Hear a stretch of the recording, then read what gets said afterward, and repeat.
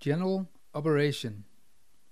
The Lantic entertainment systems can be operated from 3 different remote controls: the RC1, the RC10 or the RC20 app.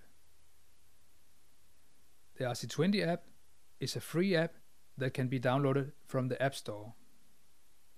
It is a standalone app that does not require the TV screen for operation and navigation. Click the Lantic icon on your home screen.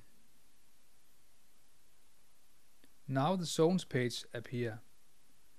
Select the zone where you currently are located.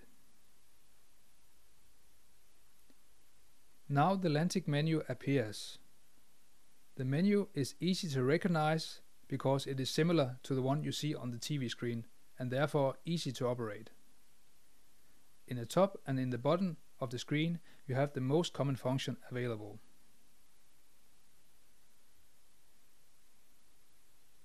In this case, I will click Movie and select Recent Movie. Movie starts play on the TV screen. By clicking the volume icon, I can adjust the volume to an appropriate level. That's not my problem. I have other things on my plate. You hear about that chemical